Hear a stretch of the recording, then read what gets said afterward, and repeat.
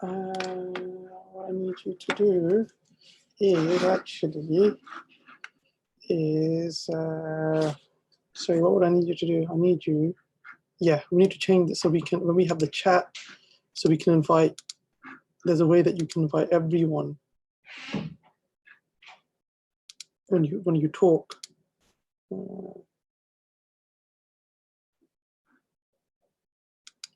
Doesn't matter. Yep, you might do it next time. That's fine. Yeah.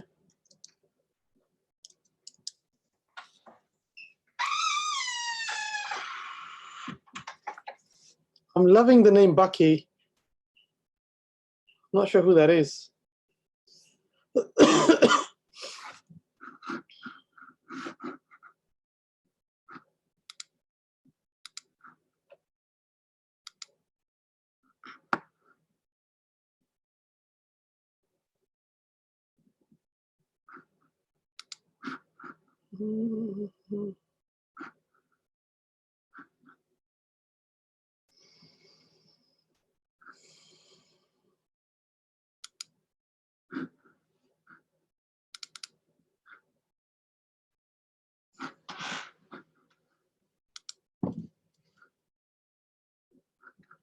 Sanika Farah, can you hear me?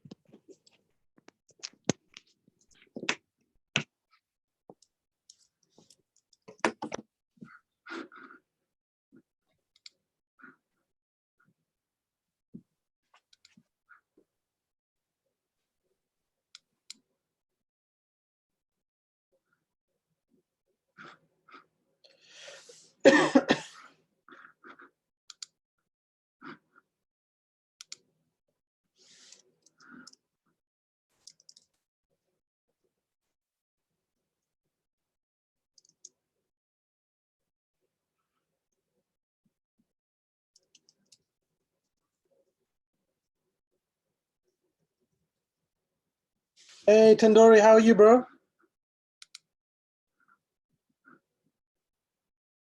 I don't know if you can hear me or you can post on the chat.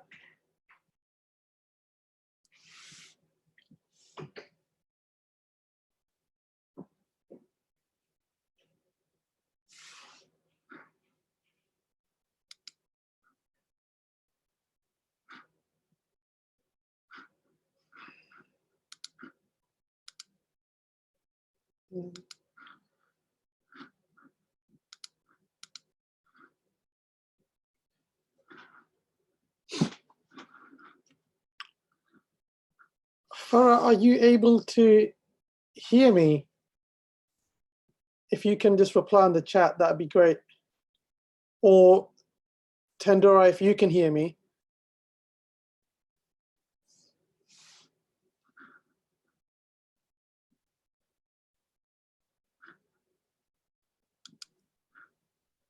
Farah, Assalamualaikum, can you hear me?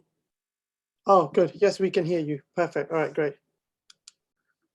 So we'll wait maybe 1 or 2 minutes and just let a couple of people join. But before we kind of go into the slide itself, Tandori, can you see this announcement that's been made by the Department of Health regarding the this novel coronavirus, which has been released by the Department of Health? So if you've not read it, it might be an idea for you to have a look at this, for everyone to have a look at this, because it's going to be, thank you for it, it's going to be quite important for you to be aware of what's going on. But essentially what it's basically saying is that if someone's traveled from abroad, it's really important to make sure that we do take an accurate travel history from them and just be aware of your kind of surroundings and what's going on around the world, because it does affect us to some degree or not. So just make sure that you're aware of that.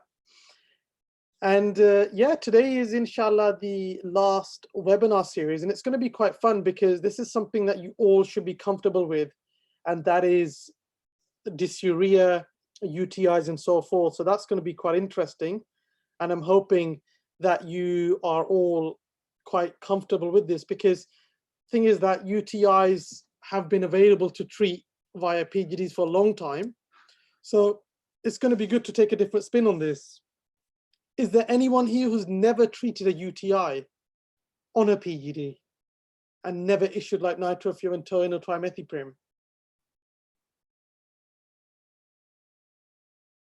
Tondere, have you issued ever, you can just put it on the chat, have you ever issued any kind of like treatment on a for a UTI ever before? Oh, brilliant. So this is a good one, because it will really show that with proper training, there's really a lot that you can do. And you know, with the will of Allah, I've been very lucky to have spent some wonderful time with everyone who's joined, who's on here today, who hasn't joined and listened remotely.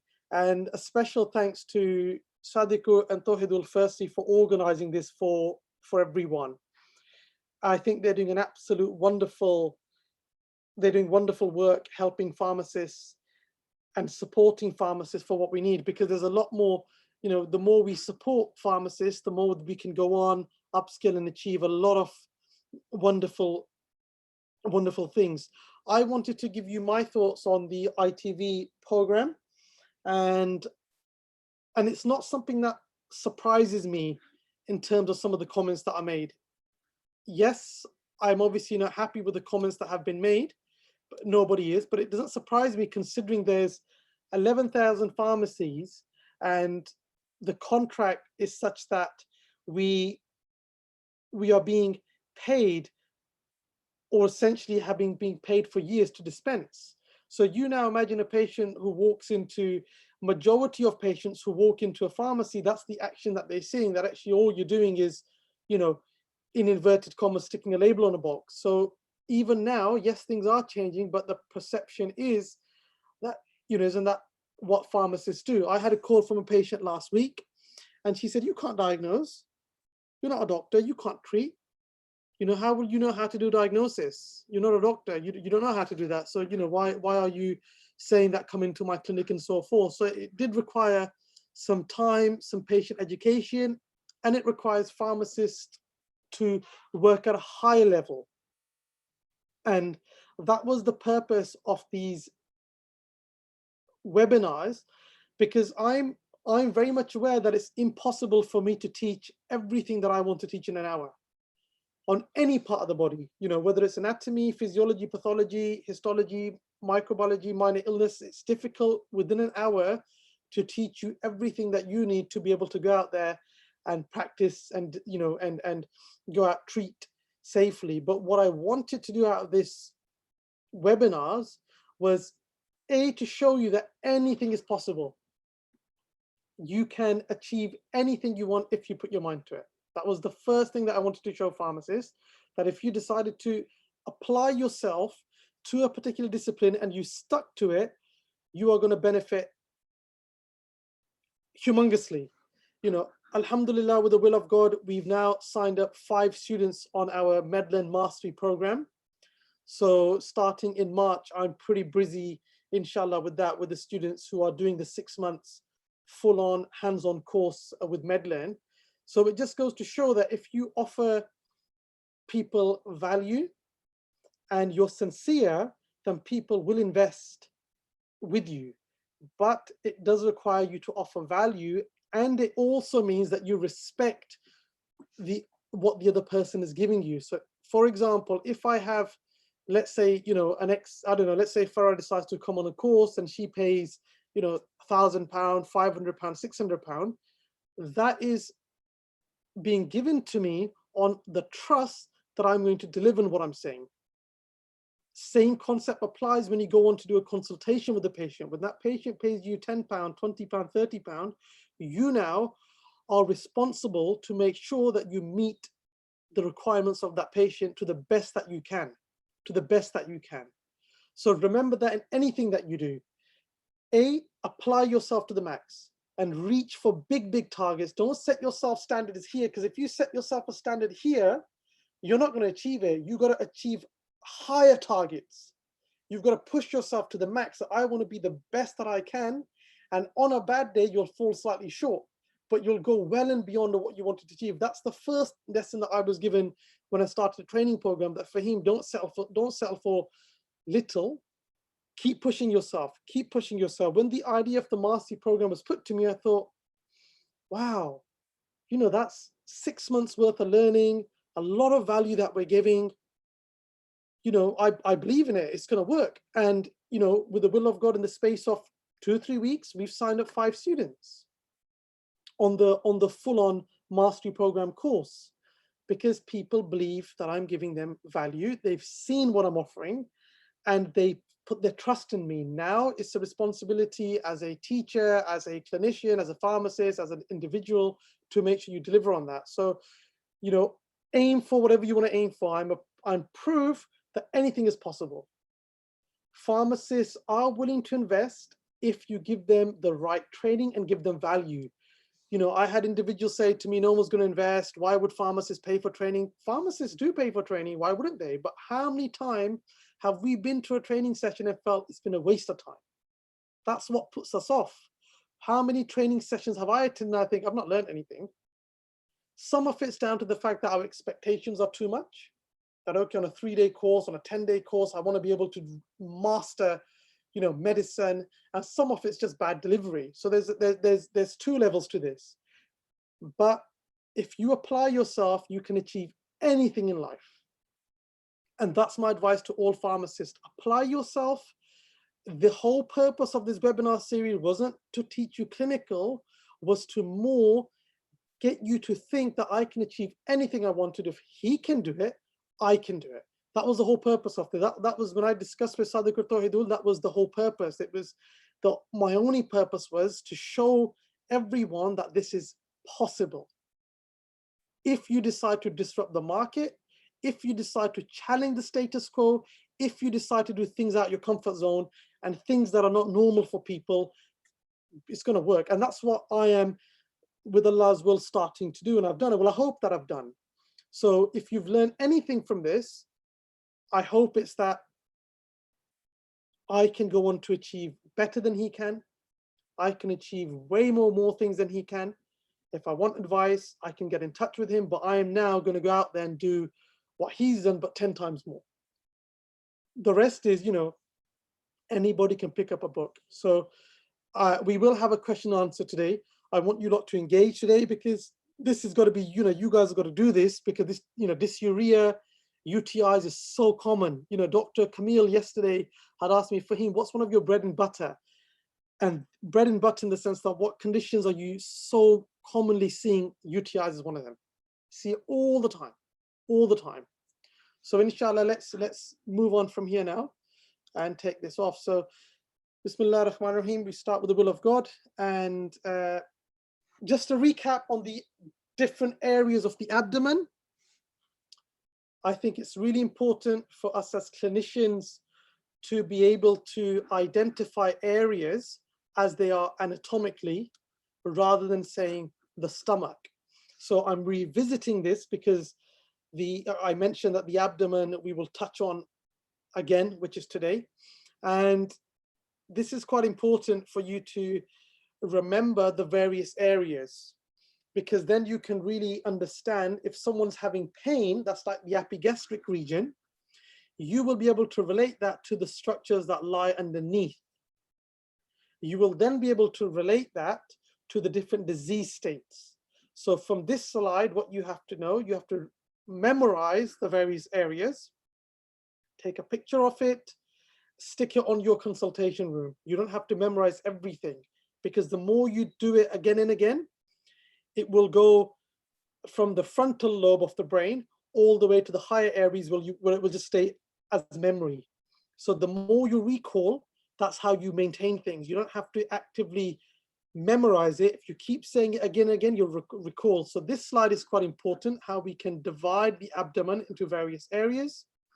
You need to know what structures lie within the abdomen in which region, because that will allow you to understand, okay, if this guy's having pain in the epigastric region, it could be, I know the stomach is there, bit of the pancreas is there, various other, we've got a bit of the lobe of the the part of the liver is there as well. So these are the structures that are involved. Behind here we have the aorta. So there's a lot for you to think about. So this you need to memorize. If you've got any questions, let me know, but we'll move on to the next slide. And unfortunately, I've enlarged this slide, but this slide basically really focuses on the really tiny details of what's there. So the epigastric region, which is here, we have the duodenum, head of the pancreas, portion of the liver, the aorta, the renal arteries, left hypochondriac, you've got the stomach, you've got the spleen, you've got the hepatic flexure. And hepatic flexure just means this part here, this curve here. So you've got the hepatic flexure, which is this curve here, because it's to do with hepatic, to do with the liver. And the splenic flexure is this part here, where the duodenum will actually, or the large intestine, sorry, will actually curve. That's what the word flexure means.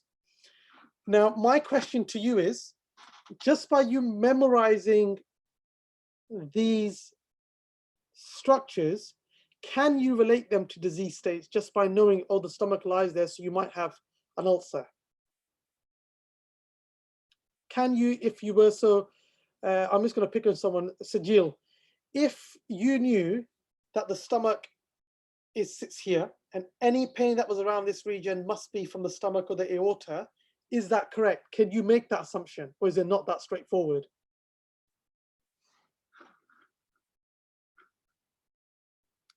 And anybody can answer on the chat. If Jill, if you want to help your colleague out, you can help your colleague out. Yes or no? What do you guys think? Yeah, it's not that straightforward. So Inoka, why is it not that straightforward? Just by knowing, yeah, no further questions, or what's just by you knowing the structures that lie there, why are we not allowed to just say definitely, yeah, you're having a peptic ulcer, or you're having kidney stones, or you're having appendicitis? Why can you not say, oh, well, actually, the appendix lies here, so any pain here, you're going to have appendicitis? Why can't you do that? Any ideas? Yeah. Yeah. And it's basically, you're all on the right tracks, but Inoka, do you want to add something to that? Any thoughts? But basically what we're looking at is referred pain. Have you all heard of referred pain? You must have come across referred pain. And referred pain is basically, the body is very, very complex. It's not that straightforward. Alhamdulillah, in order for this structure to function, it's very unique, it's very diverse. And that's the main thing here, is that we have something known as referred pain, where actually, like a heart attack, you could be having pain going down the jaw, going down the shoulder, but where it's originating from is the heart. You could technically have bladder, you could technically have gallstones and you get pain at the right shoulder. So it's not that straightforward. Just because you know what structures lie there and you don't understand the pathology, you can't still just say, yeah, pain here, that's what it might be. Or just because you're having a bit of pain, there's definitely, reflux. It's not that straightforward. So even if you know these structures, this will help with the understanding. But the next slide is quite good. This slide is quite good because I just literally added this now. And it basically talks about pain that originates at the right, this section here, okay? It could be gallstones, could be a stomach ulcer. Stomach ulcer could also be here. Appendicitis initially starts around the umbilical region and then goes to the iliac region. What is this right here? What is this? What's this called? Right what? What's it called? Right. If that's the epigastric, that's the right lumbar, left lumbar, iliac, iliac. What's this called? So if you're not sure, we go back. and it's the hypochondriac region.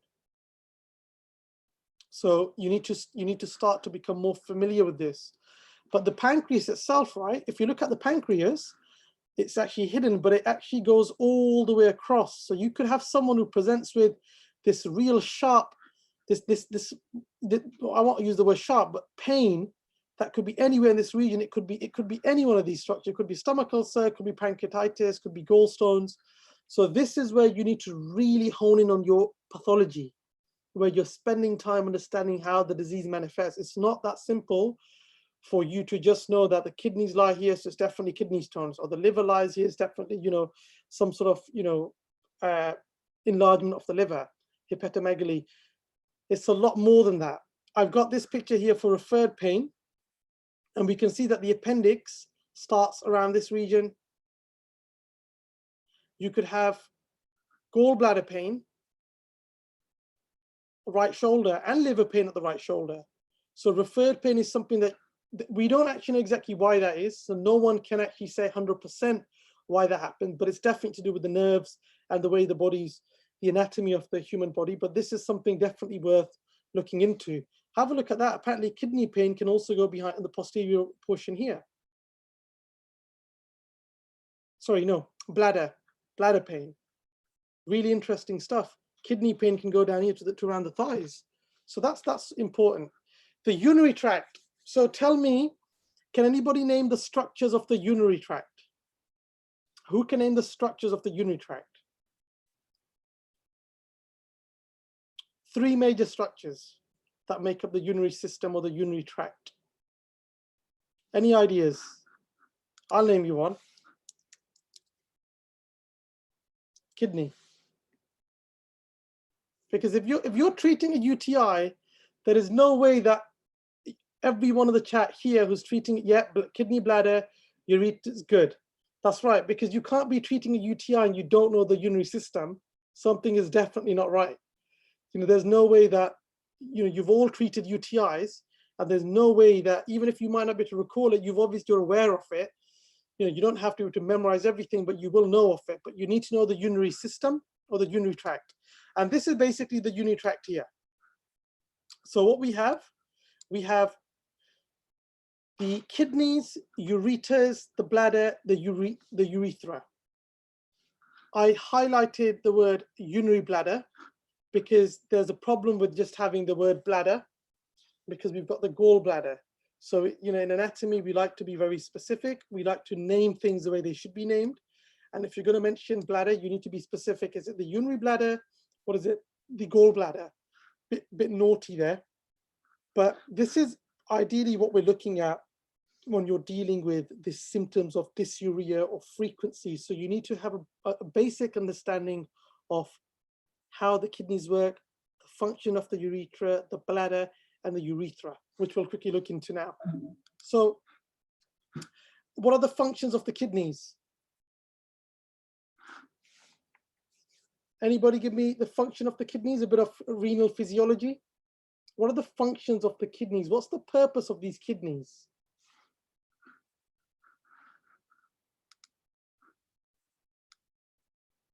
Yeah, so we've got filter out waste. What waste? Is it actual masses, like when we filter, is it actual mass, like what comes through, when we go to the, when we defecate, or what kind of waste? What kind of waste are we filtering out? What's the word we're looking for here?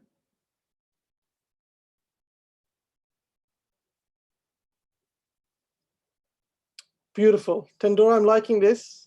Metabolic waste. So we're looking at, your cells are always in this constant process where there's these reactions that are happening all the time. Remember, your body is made up of trillions of cells. Everything that happens is on a cellular level.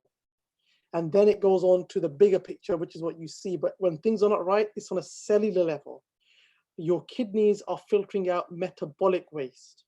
So we're talking about, creatinine, we're talking about CO2, many different things, carbonate, H+ ions, and so forth. So we've got filtering waste. What else do the kidneys do? what else are the functions of the kidney? So we've got metabolic waste. What else do the kidneys do? You're dispensing Ramapil all the time, regulate blood pressure. So we've got metabolic waste, we've got regulation of blood pressure, and we've got blood volume. What else do the kidneys do?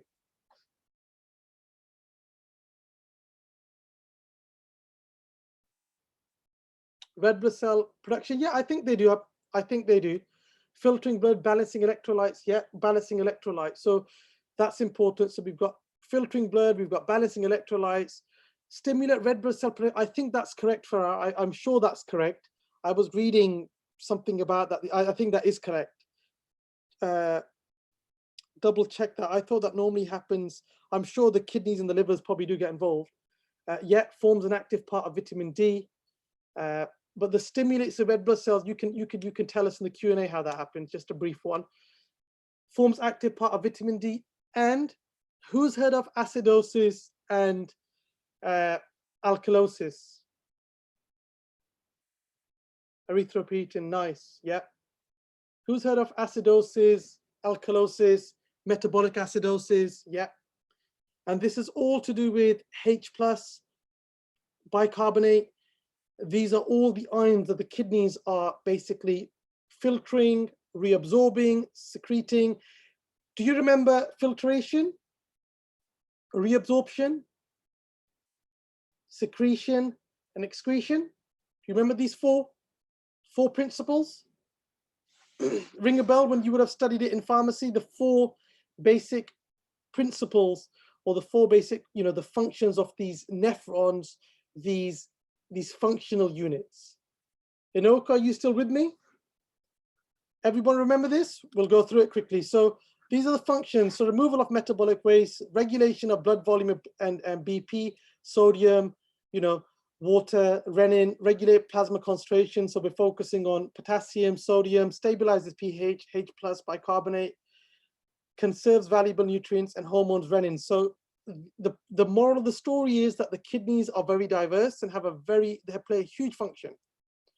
The structure of the kidneys, normally you have two. The right is lower than the left. Any reason why the right is slightly lower than the left?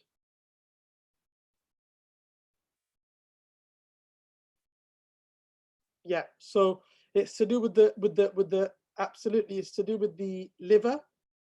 And in some patients, you can actually palpate or feel the kidney if the abdomen, the musculature of the abdomen isn't fully developed. You can actually feel that, but it's very difficult and very, very unlikely, but in some you can. Because is the kidney a structure that is more to the surface or really more at the back? Where do we normally find this kidney? Where do we normally find the kidney? Posterior. The kidney is very much a posterior organ, so it's very much at the back. And is all of the kidney protected by the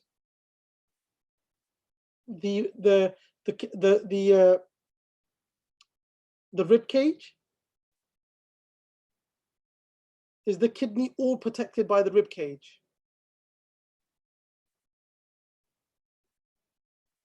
Or the thoracic cavity? Yeah. Some of it isn't, some of it is. So not all of it's protected. That's why we get this very interesting angle known as the costovertebral angle. Do you all know about this costovertebral angle and the relevance of this angle, which is formed between the 12th rib and the lumbar spine? And you get this angle where you can really have if you have tenderness in that region, it can suggest pathology or various different pathology. Have you all heard of the costovertebral angle?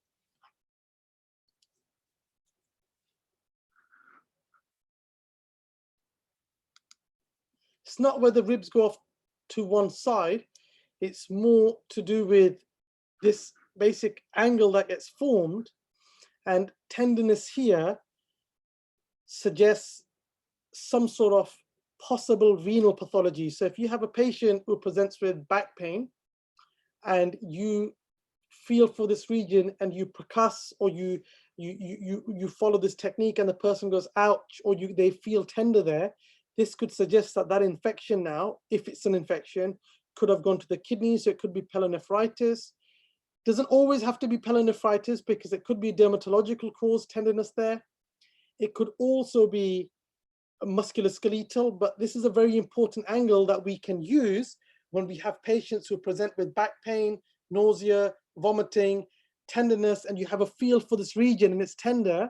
It could suggest that this patient is having an infection that's actually spreading to the kidneys. So if you're unsure about what the costovertebral angle is, definitely search it up. I'm going to be making a video on it, how to palpate for it, but you should be aware of this angle if you have a patient who presents with any sort of what we call back pain or loin pain. This is what you're looking for. Any tenderness here can suggest a pathology of the kidneys, or don't rule out MSK or dermatology. So what sort of dermatological causes are what am I kind of alluding to? I saw someone with it actually last week. She just literally had pain just here, and she was prescribed naproxen. Guess what she did end up having a couple of days later? I've got a picture of it. So it started off as just general back pain. The doctor said, okay, well, you know, ruled everything out, said, okay, start naproxen. She then, let me give it away, she then came with a rash. What do you think it was? So common is common. Let me make it easy. She came with a rash after that. What do you think she had? And it was one-sided, like a band. Yeah, shingles. So I was sat there and she said, look, can I see somebody about this rash? And as soon as she described the symptoms, that it started as just literally aching, back pain, and now I've got this rash, even without looking, I thought, I bet you she has shingles. And on the consultation, and we did a consultation, took a history and so forth. But if I get a chance, actually, I don't know actually if you'll be able to see my phone on this. Yeah, you should be able to. And it's so characteristic, right? That you'll be like, oh, that is so obviously shingles. And what do we do if you have somebody with shingles, if it's within the time frame? What do we give?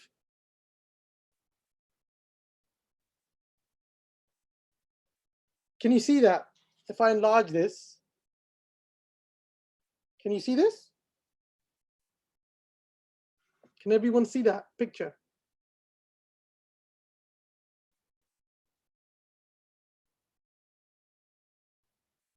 I don't know if you could see it, but it is literally so characteristic. Oh, it's too shiny, it's reflecting. Well, you know, it doesn't really matter, but it was literally, it started off as, so the symptoms she had was generalized, just random back pain, no rash, above the age of 60. Why is that relevant? Why does age matter? Why was that an important part of the history that whoever the clinician was maybe missed? And it's a tricky one. Why was that relevant? Why is age relevant when we're talking about shingles? Why do you need to be thinking if somebody presents with random achy pain that you're difficult to find any sort of association with a disease? That's true, it lies deep in the nerves, but why is age important? Why is age a risk factor? So why is age a risk factor? If you have a patient who presents with pain, generalized, above the age of 60, you can't think of any sort of MSK cause. Why would I always now think shingles? Because as you start getting older, your immune system drops. So as your immune system drops, your likely risk of reactivation of that virus, and you can end up getting that shingles. So, you know, I missed it once. And I've never forgotten since. She came back and it was shingles. I've never forgotten that in my life. That, okay, so anytime I have someone who I can't put a finger on, the question is, would you treat it? That's a decision for you to make, because it might not be shingles. It's a tricky one.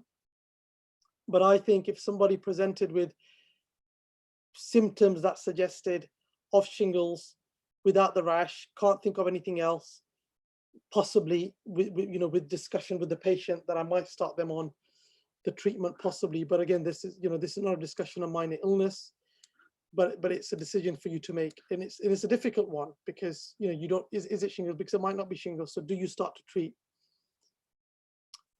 Yeah, but even if you had a second opinion without the rash, it's really difficult to diagnose because it could be anything, but I now always think of anyone who's above the age of 60, random pain, even without the rash, if they say it's like tingling sensation, it's starting, I always have at the back of my mind, don't forget shingles because you missed it last time.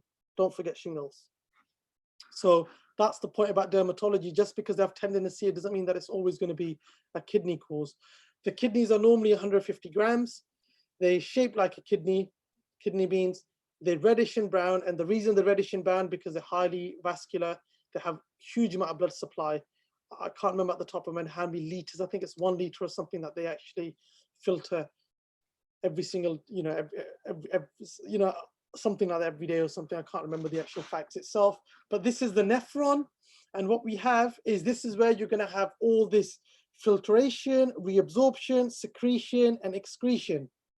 Remember that when you're talking about filtration, what's happening here is you've got blood supply that goes into this glomerula, and everything normally gets dumped in this capsule here, this Bowman's capsule. Everything gets dumped.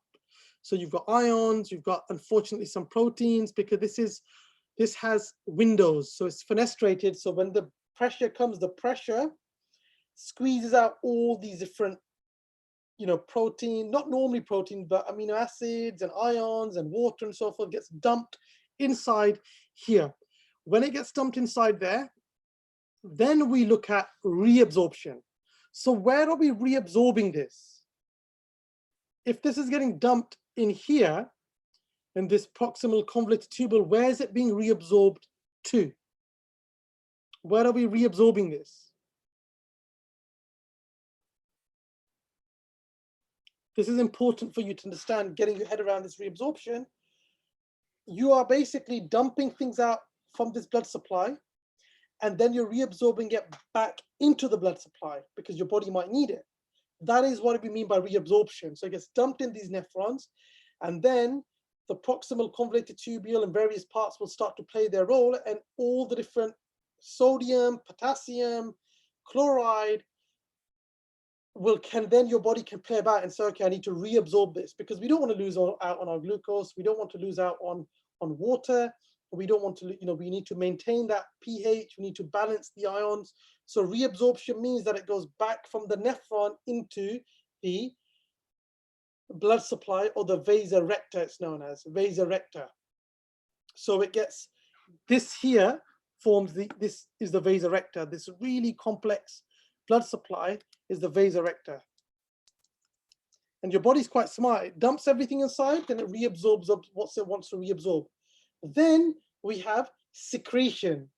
So secretion is where these blood vessels can say, actually, you know what, we want to dump some more urea out. We want to dump some more H+ out. We want to dump some bicarbonate. So your body is now able to also secrete things out.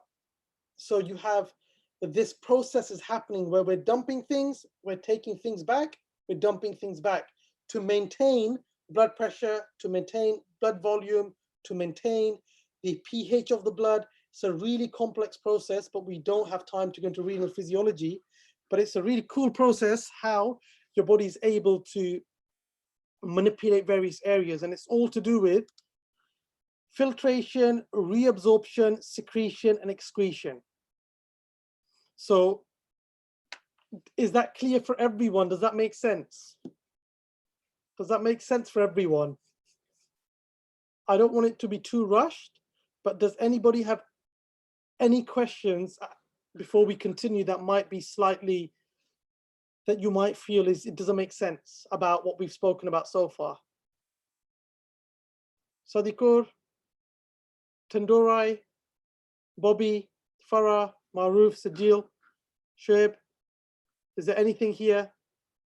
Umair, William. Got it? Yeah?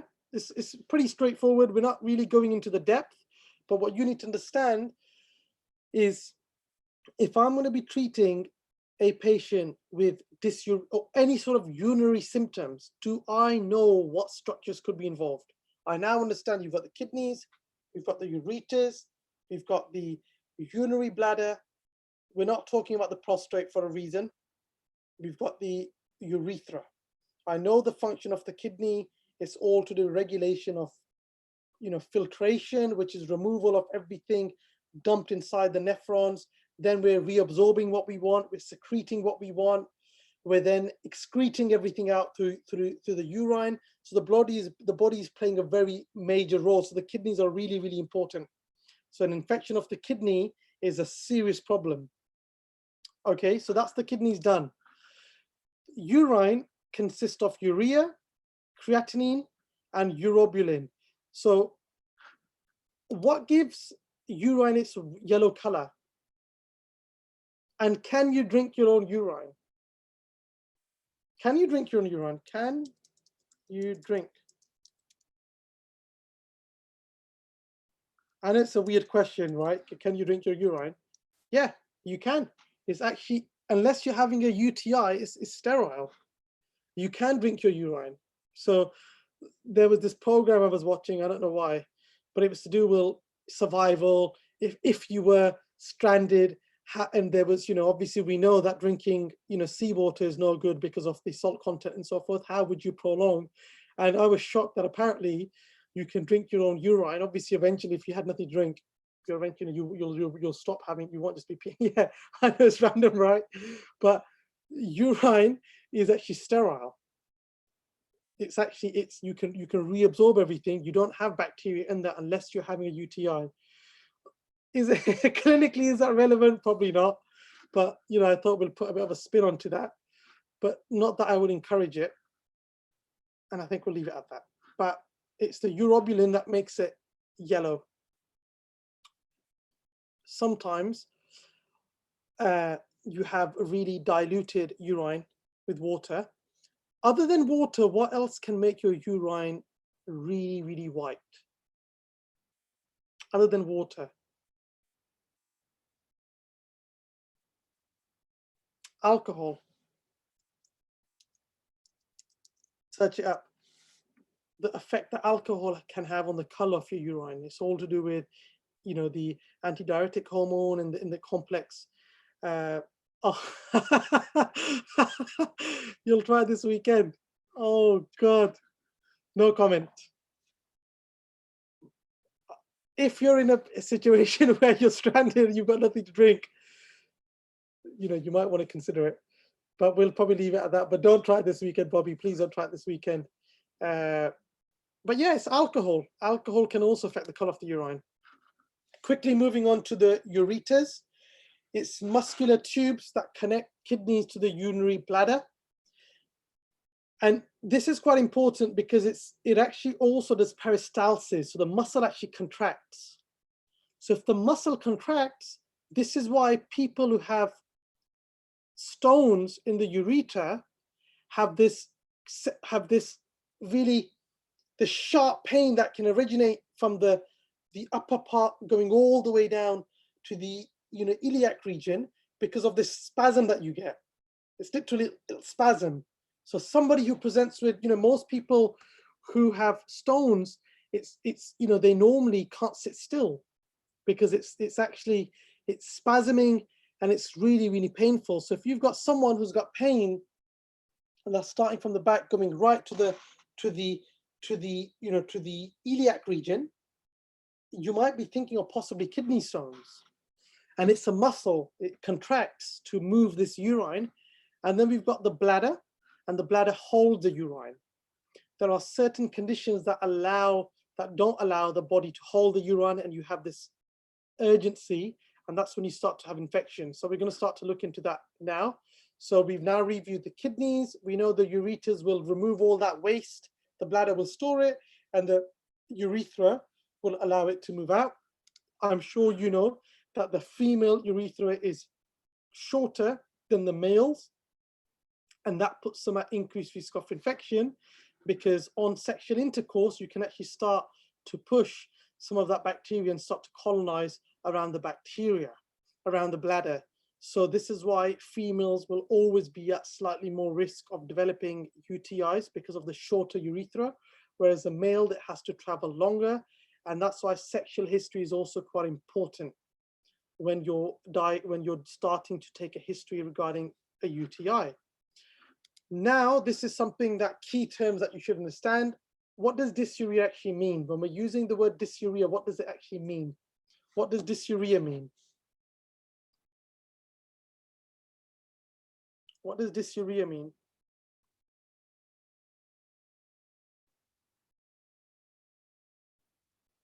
Yeah, it's this painful sensation that you develop on urination, and that is dysuria. What's the difference between urgency and frequency?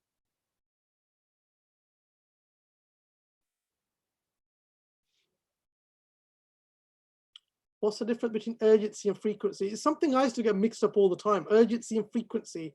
What's the difference?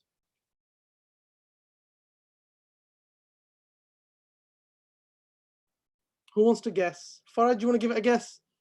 Urgency versus frequency. Yeah, so frequency is where you're having to go more often, and urgency is where you're not able to. Yeah, absolutely. Urgency is a sudden urge to urinate that I can't hold it anymore. Why is that relevant? Why is urgency relevant? What sort of conditions can kind of compromise the function of the bladder and you're having to go more?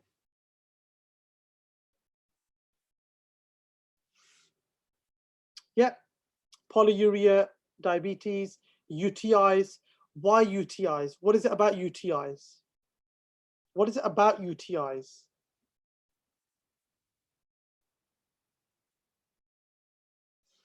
What is it about UTIs? What is a UTI doing to that bladder?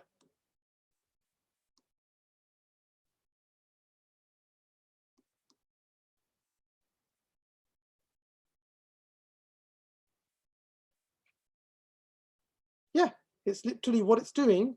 It's causing irritation to the bladder. And when the bladder gets irritated, that is when, because of the UTI, which is causing inflammation. Remember, it's an infection of the cells. Any infection is an infection of the cells. And what's happening is it's causing that lining to become irritated.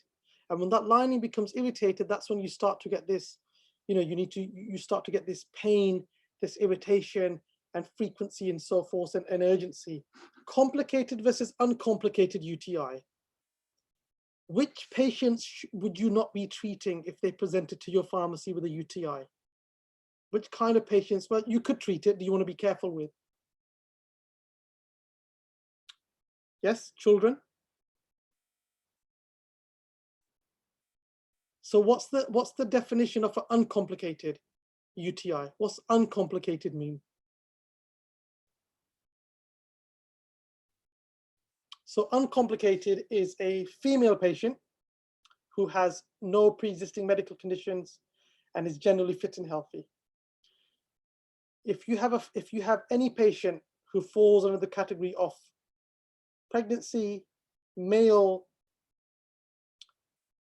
pre-existing medical conditions, they then soon start to become what we call like complicated cases.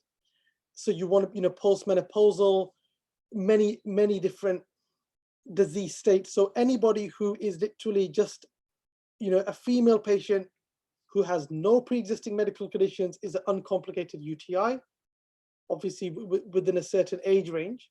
The moment you introduce that the sex is male, they've had recent maybe surgery, or have had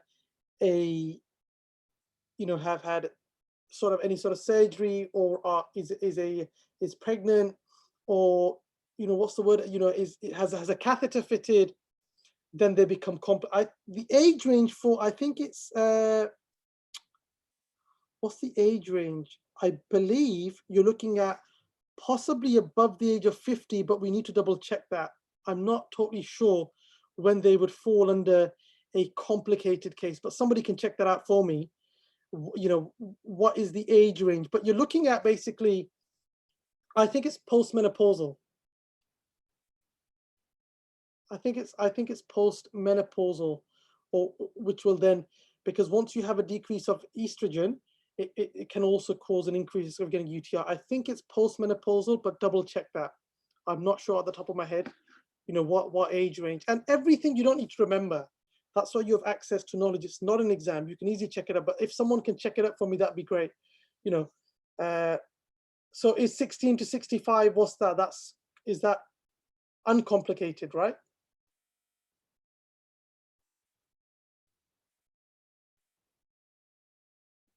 Is that uncomplicated? Yeah.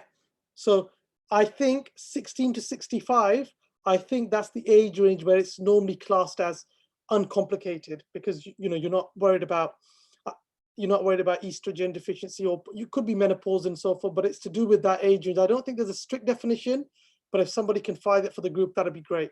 But basically, when I'm talking complicated, I'm thinking male patient, complicated, recent catheter, complicated, recurrent UTIs, possibly complicated, postmenopausal, diabetes.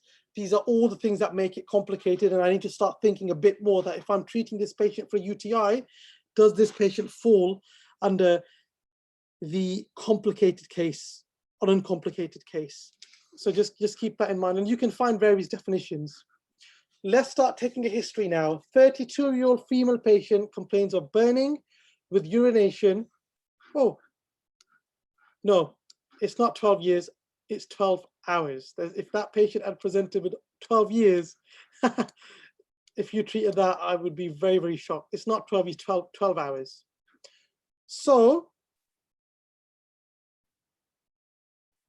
Inoka, I'm going to put you on the spot. You have a 32-year-old female patient who calls up and says, I have pain on urine, you know, I've got burning with urination, and it's been going on for the last 12 hours. What are you thinking? What are your differentials at this point?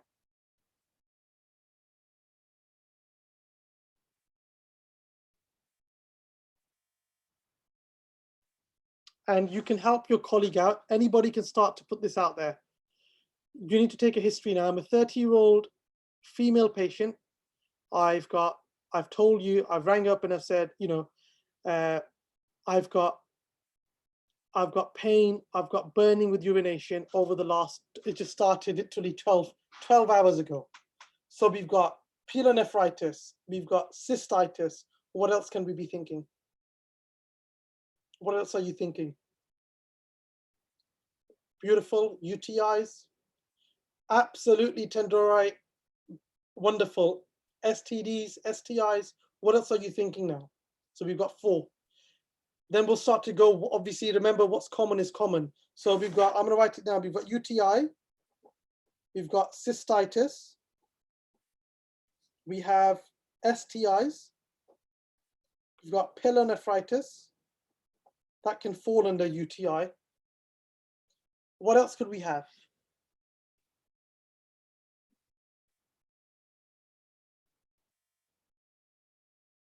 Yeah, so vaginal causes, vaginosis. What else can we have? This is what you've got to start thinking about.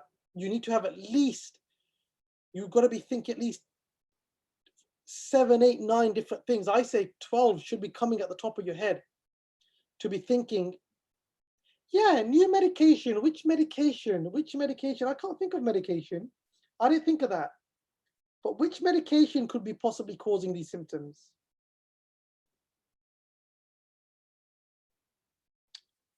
I don't know. Fair enough. Medication. And then we have to rank these as common or likely, unlikely. So we've got UTIs, we've got cystitis, we've got STIs, pyelonephritis, vaginal causes, medication. What else can we have?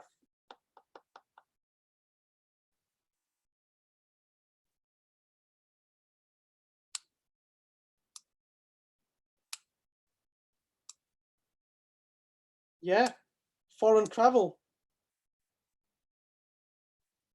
There is a particular, I think I've mentioned, there is a particular disease that can, foreign travel be important. But if you're going to mention foreign travel, what were you thinking of? What were you thinking of with foreign travel? Because one thing that I've learned over time is it's really important to be able to link your answers. If you're going to mention foreign travel, what were you thinking of? We must, as pharmacists, start to, it's not cholera, there's another condition, and I'll let you guys search it up. It's a particular parasite. And you have other symptoms. You'll have hematuria as well associated with it, but you can get these symptoms of kind of like a UTI. I'm going to leave it at that for you. But foreign travel, yes.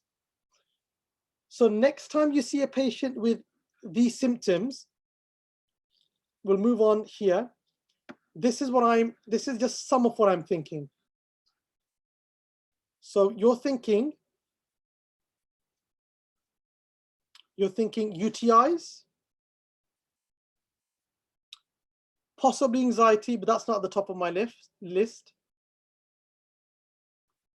You know, you're looking at gallbladder stones, you're looking at infections, you're looking at interstitial cystitis. Basically, it's not a bacterial cause, it's not an infective cause. For males, obviously it's female, that's why we haven't mentioned prostatitis. Possibly in females, always thinking pregnancy. It's so important with females to always think pregnancy. You can't be taking that risk. So if you're going to be treating this patient, you need to be thinking, should I be doing a pregnancy test? Urethritis, pyelonephritis, diuretics can cause, you know, urgency, frequency, and so forth. And then we're going a bit further. But on your list, ACE inhibitors. Fair enough, I didn't know, but ACE inhibitors. So now as a team, we've listed the common ones. So we've got this patient. So it's a female patient. We've not taken more history yet. We're going to go into that. Female, you're thinking, okay, the first step I'm going to do is my differentials. So this person has mentioned dysuria. I'm thinking, okay, UTI, STI. I'm thinking gallbladder stones. I'm thinking cystitis. What does cystitis actually mean? What does cystitis actually mean? Thank you, William. Beautiful.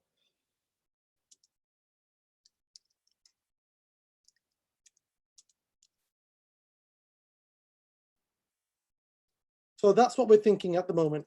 We're thinking this patient can have any one of these now who's presented. So we're not going to jump the gun and say, definitely it's an ST, you know, it's a UTI. Now you lot have to break it down. Now you lot have to start asking the questions and break this down to get the answers from me. What does cystitis actually mean? Who knows what cystitis actually means? What does cystitis mean?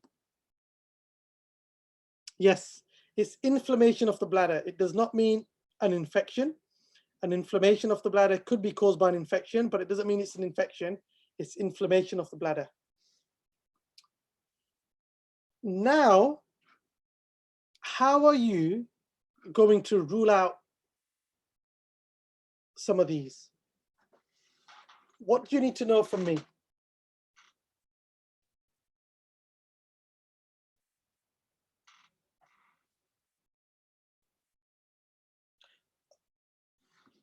Shoaib, what do you need to know from me?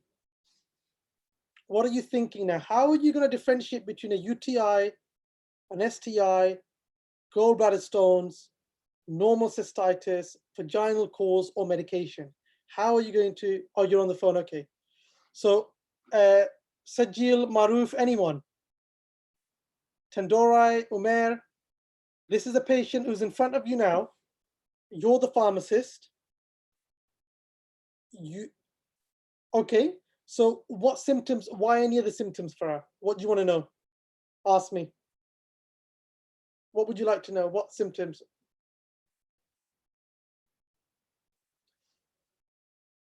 Yeah, I understand you want to narrow it down. So bleeding. So, okay, fine. So you're asking me bleeding. Okay, I say no bleeding. Why is that relevant? Why do you want to know bleeding? Discharge. Great. Good. So Farah, why are you asking me for discharge?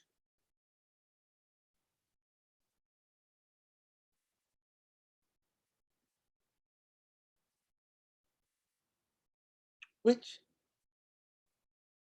yeah. So what you're saying is, I'm asking for discharge because if it was a UTI, it's not normally associated with discharge because this person has frequent, let's say this person has, yep, so this person has urgency and it's been going on for 12 hours. You're asking, does this patient have discharge? Why I'm asking for discharge is because I want to know if it could be some sort of vaginal cause. But I want you to always follow this pattern. Who's been using this pattern when taking a history? Which one of you has been trying to religiously use this pattern when taking a history?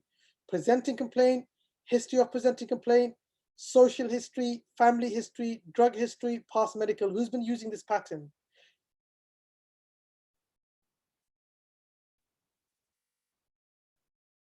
I will always use this pattern every time. If I have a patient who presents with any symptoms, I put down the presenting complaint and I write PC, and that is 32-year-old female presents with urgency. That's my presenting complaint. History of presenting complaint, I'm going to ask onset. When did it start? 12 hours ago. Okay.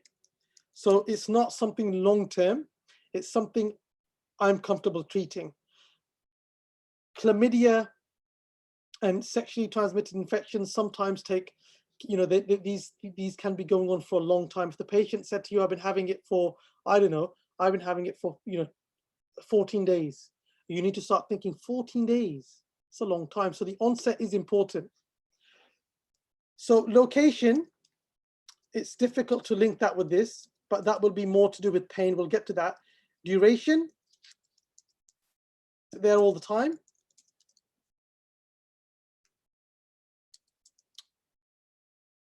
Main thing's going to be associated symptoms.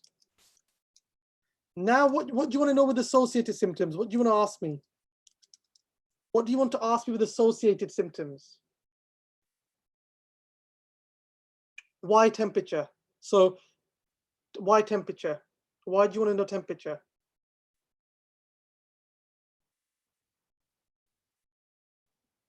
Why fever?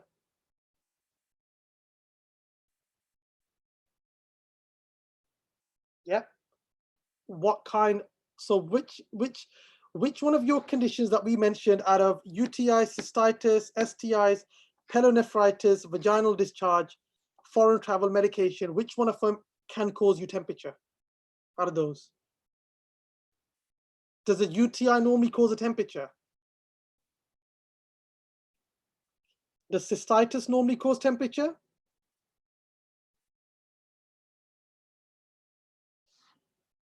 Do people who have STDs present with temperature? What about pyelonephritis? What about pyelonephritis?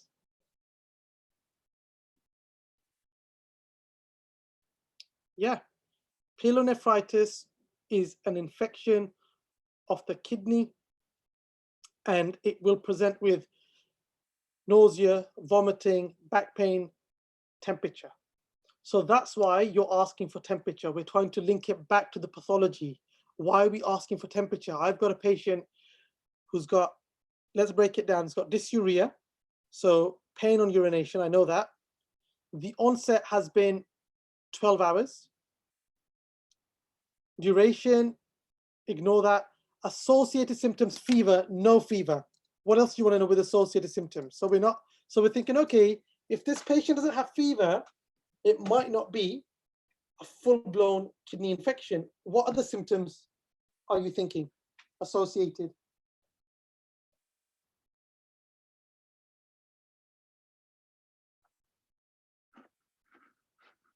Michael, what are you thinking? UTI.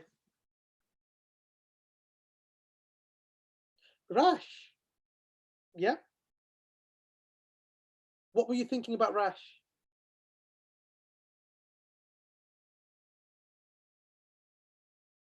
Why rash?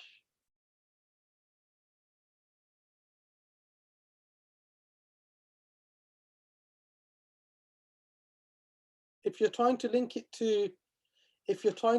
to, something like a shingles, but normally patients that have shingles don't always present with dysuria. So are you telling me, yes, smelly urine, good. Why smelly urine? Why is that relevant?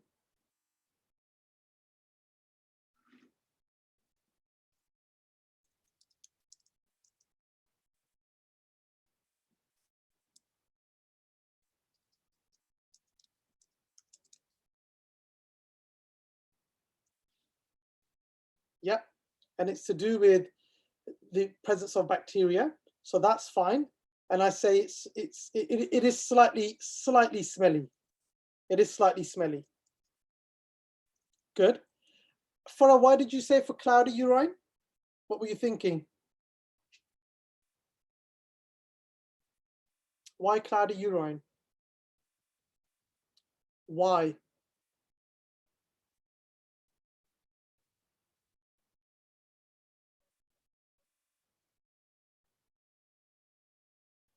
Yeah. So cloudy urine, infection, you're thinking possibly blood. Next time you get a chance of looking at a sample, and I guarantee if it's cloudy, stick a dipstick, 100% there'll be microscopic hematuria. There'll be small amounts of blood. 100% the moment it's cloudy. You can actually look at a sample once you've seen it so many times, just by the smell. And I'm not sure if Leanna's here. I've not done it with Tandora yet, but you can look at a sample of urine and you can, just by inspection, you can see this is an infection. And Tandora, when I see you, hopefully this Sunday at work, if you get I know we are, right? We're smelling and then drinking. No, definitely don't drink.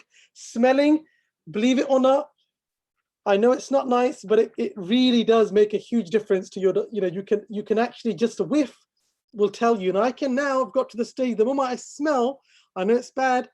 You all probably think, oh, what the heck, we all don't want to be doing this, but trust me, just by its look and its smell, you can say, bang, I know this is infected. So, yeah, we have no fever. So we're asking for fever because we're trying to rule out some sort of possibly, pyelonephritis. We've asked for smelly because we think maybe it's an infectious cause. What else do you want to ask?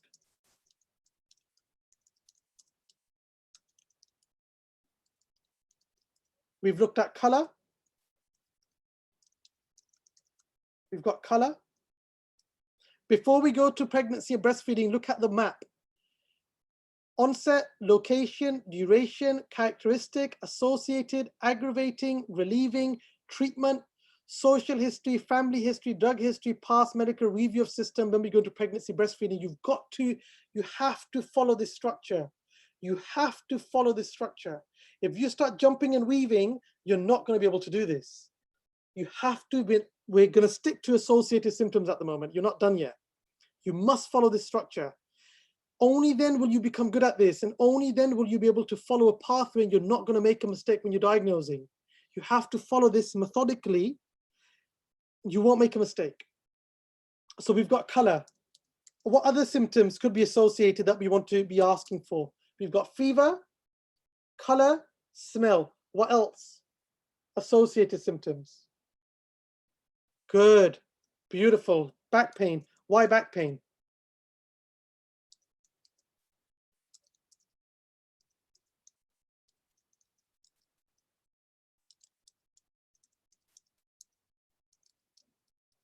Why back pain? Why do you care about back pain? Good. Pyelonephritis.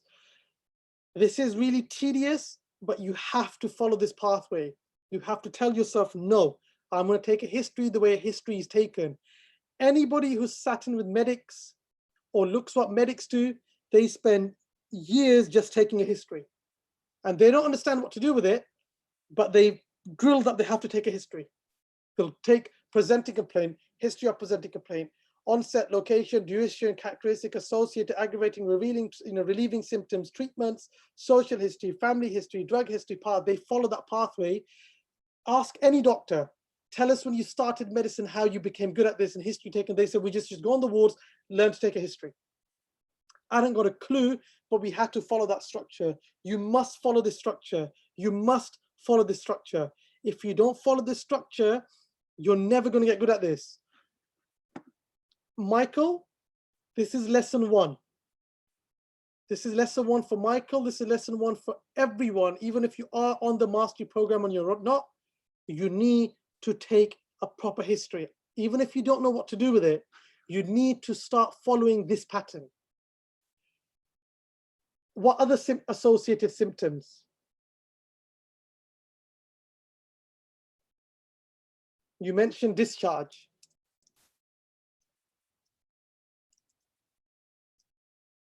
Discharge. Because discharge is not commonly associated with just a simple UTI. What else? What else? What about the color? Blood? Do you want to know about blood? Is there any bleeding?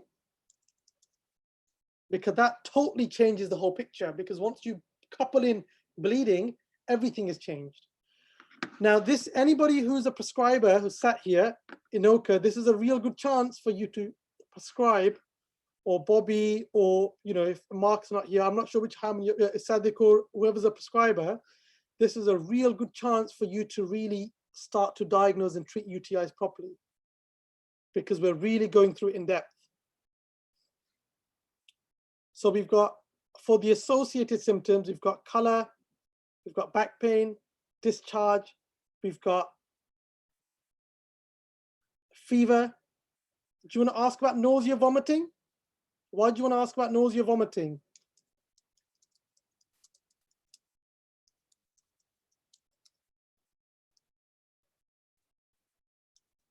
Why is that relevant? Yep, pyelonephritis again, nausea, vomiting. So I'm going to put this on the chat there.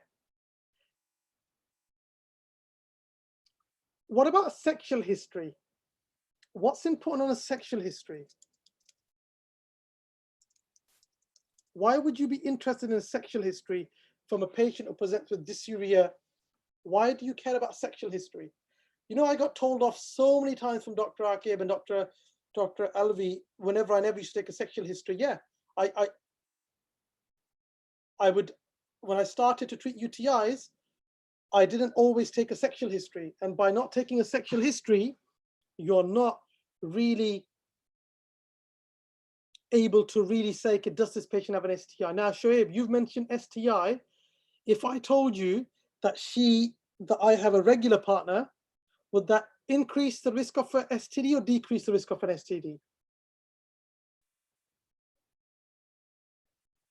And I've been with him for 2 years. Reduce. If this patient goes, actually, I've just recently just had, you know, multiple partners, had, you know, just changed recently, had a relationship with a partner, you need to be thinking, okay, I can't totally rule out an STI. There's a risk here.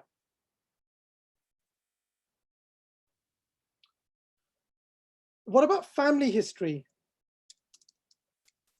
What part of family history would be, you'd be thinking, is there anything in the family history which would make it diabetes? Yes, diabetes. And there is a link, if the mother's been having regular UTIs, could be linked there.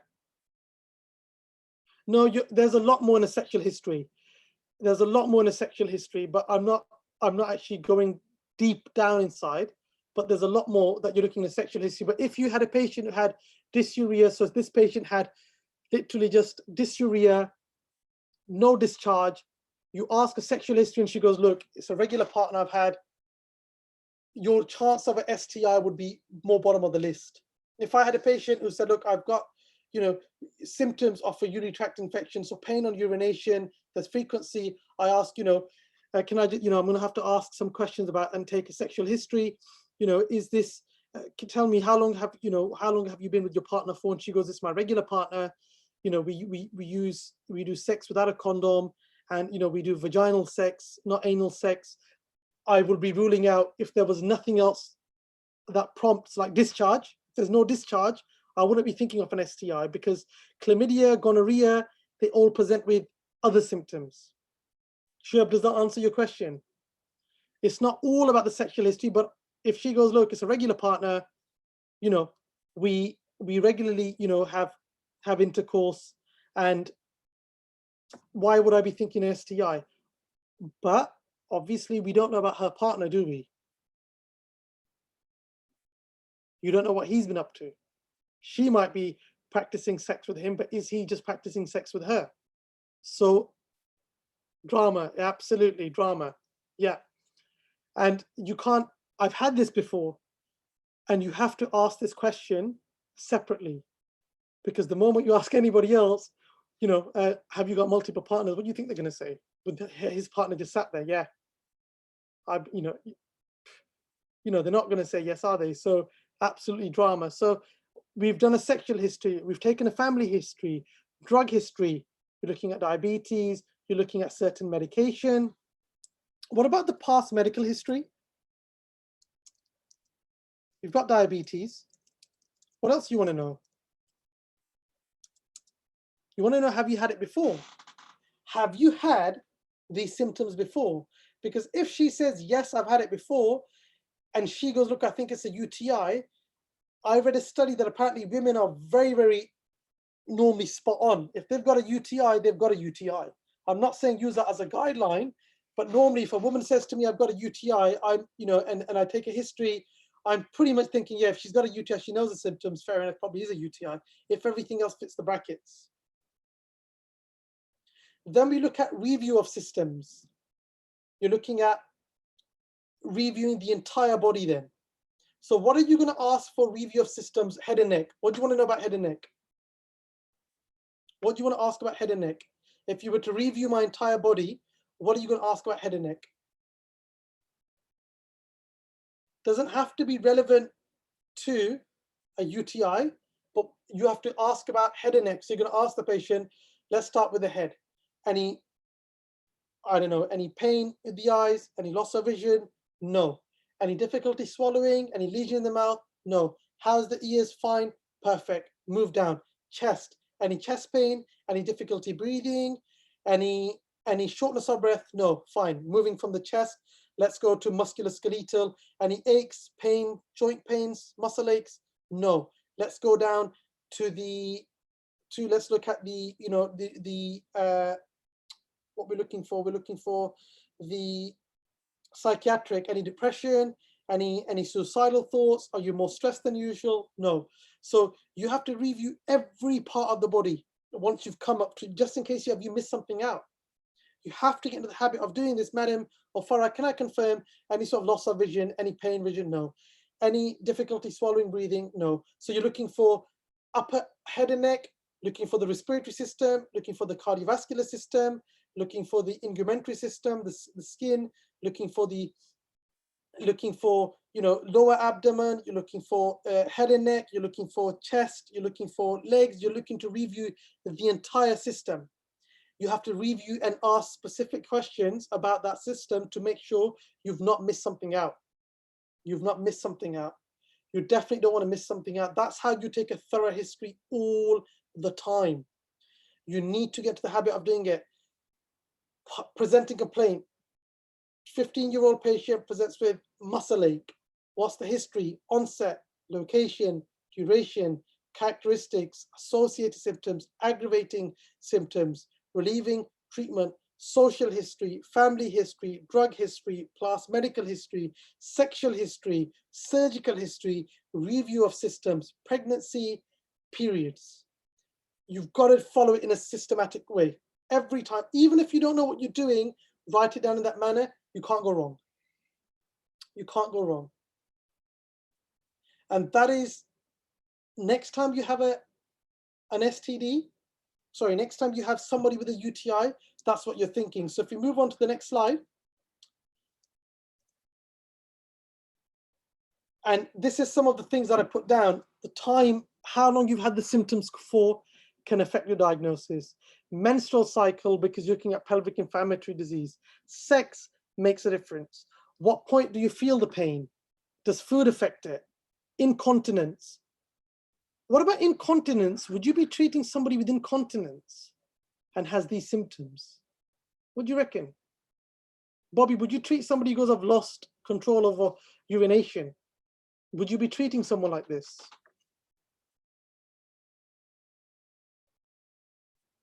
Yeah, because if it's incontinent, this is something a bit more than just a simple UTI. Pain without frequency and urgency, so they just come with just pain. No other symptom. Something's not right. What test could you do quite easy in the pharmacy to allow you to be able to treat this? What test can you do in the pharmacy?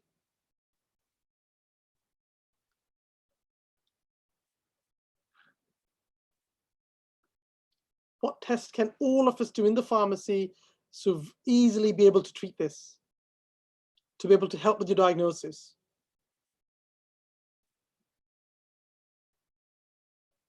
Yeah, and what would you expect to see on the dipstick in this patient? Omer, what would you expect to see on this patient on the dipstick?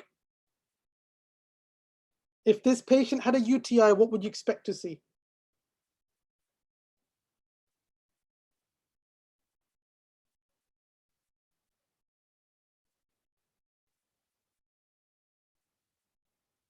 I'm not going to get into why positive nitrite, but you should be able to answer that. Leukocyte, nitrates, what else would you likely see in this patient?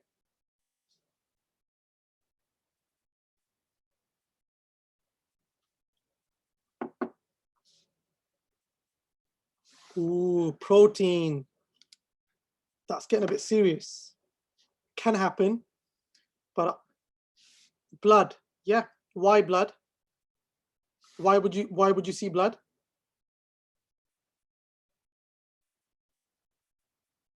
Yeah, and that is something that might change your diagnosis. What about if you had a patient who presents with dysuria, frequency, urgency, and when you dip the urine, all you find is hematuria? No other associated symptoms. Would you treat this patient for a UTI?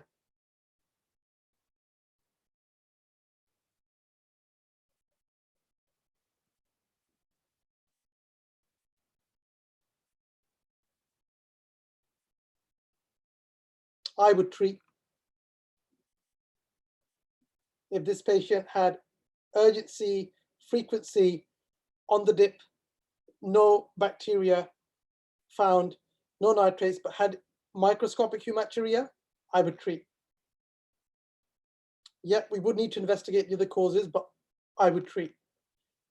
And I want you all to search up being able to actually interpret the results of the dipstick, because sometimes you don't always find leukocytes there. It's to do with the bacterial load. Sometimes you don't find nitrates because it's not the E. coli. It's a bit more in depth, but I've treated many times with just hematuria, just microscopic bleeding. That's it. And they've got microscopic bleeding. They have dysuria, frequency, no fever, no temperature, no back pain, no nausea, no vomiting, no history of stones, no pain that's radiating anywhere else. You know, have pain on the pelvic area. I've treated many times. And alhamdulillah, UTI. there is, I'm going to see if I can download the link, and I will try to send it to all of you about interpreting these dipstick. Where is it? It's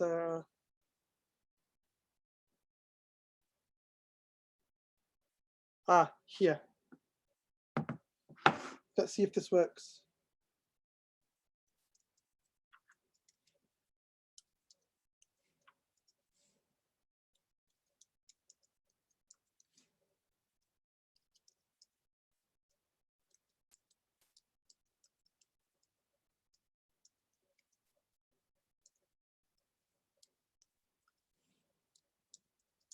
See if that opens. Can anyone check if that opens?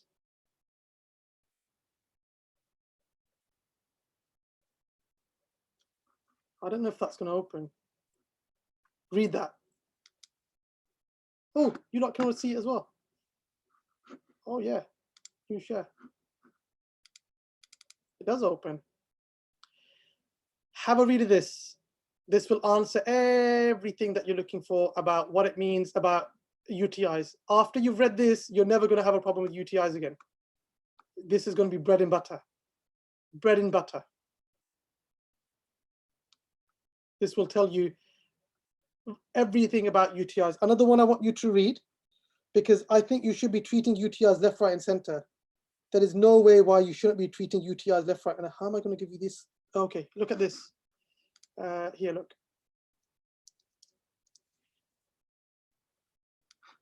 Let me show you something.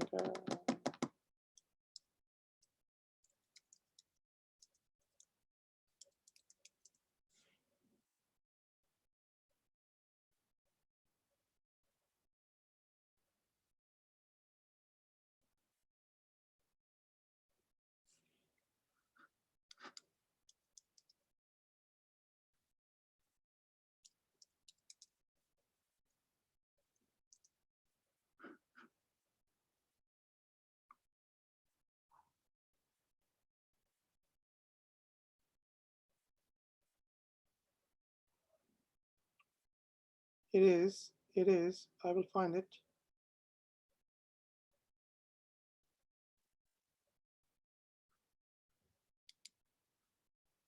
Here.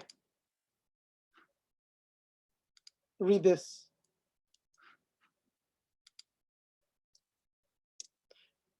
You're never going to worry about UTIs again. Read those two things, easy peasy.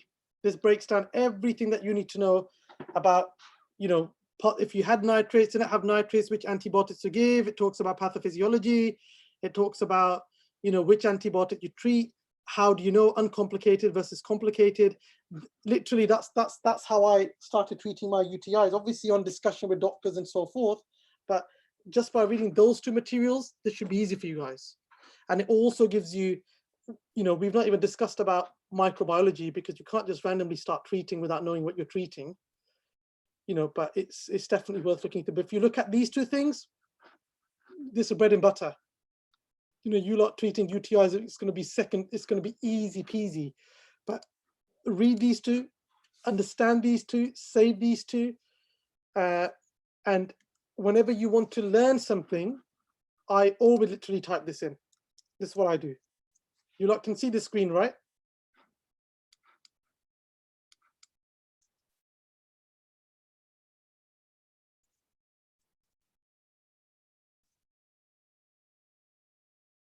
Anything I want to search up, I always do it like this, and I type in dysuria, diagnosis management PDF, shingles.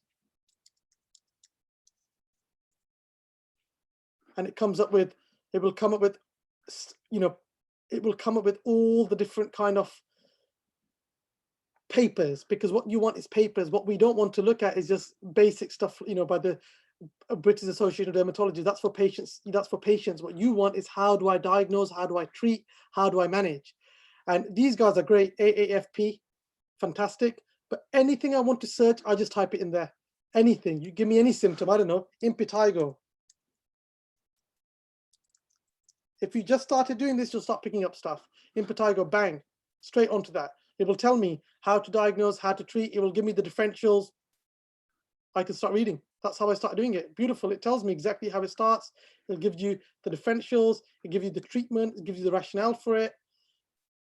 For everything, any condition, name me, I don't know. I can't think of anything. I can't think of anything. I mean, I don't know. What's it called? Sore throat. Oh, you've got nice, obviously, and it will come up with, you know, all the various different papers that you can read, reference, and I will always, all the time. I like these guys quite good. This AAFP, I think it's the American something, but these guys have got some good stuff. Again, their practice guidelines, all the time I read, and it gives you the evidence. So this is how you can start to really improve, compare it to NICE guidelines, have a look at CKS, but I always type in diagnosis and management, because I'm working to treat. I'm always diagnosis management, because I want to treat, and that's how you pick things up. And that is it. We're gone way over than what the time was. Because this is going to be the last session. You guys can ask whatever questions you want from me. Could be to do with drinking. I'm not going to say that joke, actually. That's not funny. But anything. Anybody got any questions can ask. Anything you want. Most of you have my number anyway, so you could ask me directly. But does anybody have any questions that they want to ask? Could be to do with business, prescribing, aesthetics, anything that makes you anxious about prescribing, any concerns that you have. Anybody got anything? Shoaib, Sajil? Okay, so basically the mastery program is, we did a webinar on the mastery program. It's basically a 6 months course, and it starts, we go through anatomy, go through physiology, go through pathology. Basically, we go through everything that you need to know to be able to manage, diagnose, and if you're a prescriber, treat the commonly seen minor illnesses. So it's 2 months worth of anatomy, you have an exam. You then have 2 months worth of physiology, you have an exam. What's ACR? Not sure, what's ACR? So you have 2 months worth of anatomy, 2 months worth of pathology, 2 months worth of physiology. After each section, you have an exam. You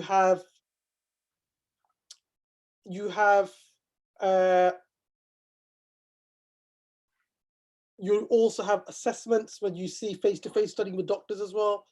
You have 4 hours every week of guided studying. You then get mentoring with myself.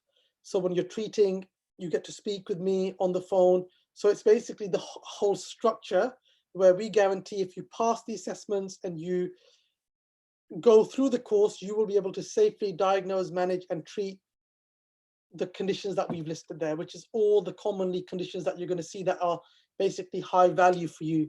You know, we're not going through teaching you inside outs of heart failure, but at the end of it, you'll understand it because you'll have a good understanding of anatomy, physiology, pathology. But we're talking UTIs, chest infections, ear infections, cough, cold, nose, throat, dermatology, everything that I know, it's in 6 months, basically, including business, how to set up your clinic, CQC registration, insurance, access to mentoring. It's an absolute package, and it gives you everything, because the reality is, yeah, it's distance learning. So it's basically, we have weekly webinars, then you have an exam. The only days that you attend are the 6 days which are face-to-face. The 6 days are face-to-face. So the 6 days are face-to-face, where you have 3 days of physical examination, clinical history taking with the doctors. You then have 3 days of minor illness training with the doctors. Then you have an exam on that day as well. And you have OSCEs that you have to pass. So you're going to be given case scenarios and stations, just like a doctor would, you have to pass. Your minor illnesses, you have cases, you have to pass. So the only face-to-face is the 6 days that you have. But what happens is you do 2 months worth of anatomy. Every week you have a webinar. Every week You get mentoring. Every week we have hands-on practice. And at the end of the 2 months, you have an exam of anatomy, which you have to pass. And it's applied clinical anatomy.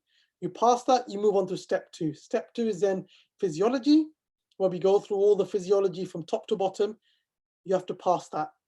Then you have pathology, which includes microbiology, includes a bit of histology, includes biochemistry. It's everything that you need to be able to treat like I'm treating, and you have access to myself, and you have access to the doctors. And at the end of it, it is RPS accredited, so you get a certificate of accreditation from the RPS and stuff as well. But it basically means that you can treat, diagnose everything that I'm doing in 6 months. You can also use it as part of your prescribing. So if you're not a prescriber and you want us to organize this course as part of your prescribing, so what's happened is 2 or 3 students have used this as part of their prescribing as well. So we've got them in through the university. So we get you into the university, we put the application for you, we provide you with a personal statement, everything. You then in tandem have that, you have the mastery program. So at the end of it, you end up plus get your prescribing qualification as well. And you're not left shortchanged when you've got the prescribing qualification, but you now have to spend 6 months learning all over again. It's everything together.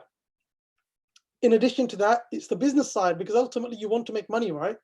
What we don't want is for you to have all this clinical skill and you can't make money out of it. So it also includes that as well. So that's the mastery program. It's available on the website. You can have a look at it. Anyone who's interested, get in touch. We've got 5 students signed up. I'm not sure if we're taking anybody else on for this year, but before you go on, you have to pass the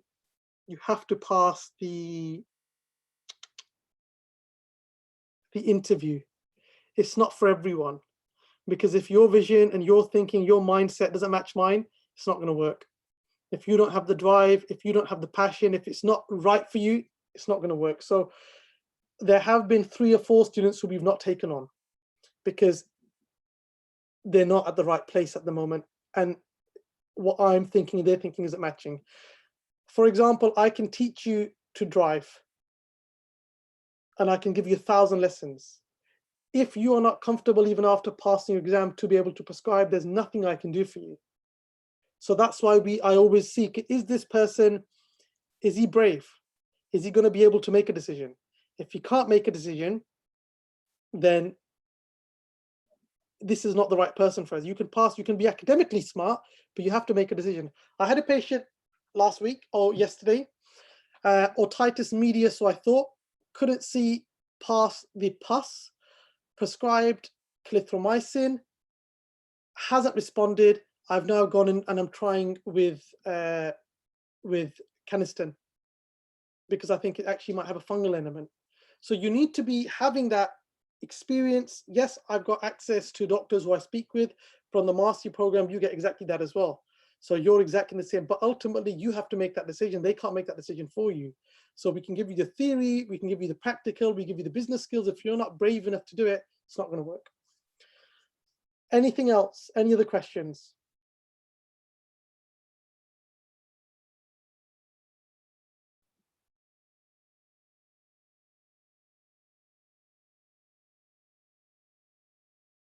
No?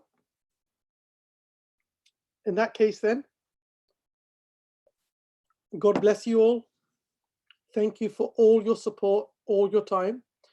Big thanks to Sadiq or Tawhidul for organizing this. And inshallah, we will try to set something up, and I hope you've enjoyed it. I hope you've learned something from this. And my biggest message to everyone is, go out there and make a difference. You can achieve whatever you want. You can do whatever you want to do. Thank you for everyone. And it's a bit emotional actually, because I'm gonna miss you guys. So we need to definitely sort something out, because I think it's been great to share my time with you guys. So inshallah, I wish you all the best. And again, Sadiq Tawhidul, hats off to you guys. Thank you. Farah, William, Tandorai, Bobby, Michael, Sajil, Maruf, Sadiqor, Shoaib, SS. I'm not sure who SS is. William. We had Bucky as well. I don't know if it's Bucky from, I'm not sure if it's Bucky from what is that? What is that? Bucky from, oh God. I was going to say Pirates of the Caribbean, but it's not. It's Sadiko, before you go, what's Bucky from, bro? Bucky, he's from Age of Ultron. Bucky, Age of Ultron. What is that? It's Captain America. That's it. Bucky from Captain America. But yeah, everyone take care. And if you have any questions, more than welcome. Get in touch. Jazakallah khair. Assalamu alaikum.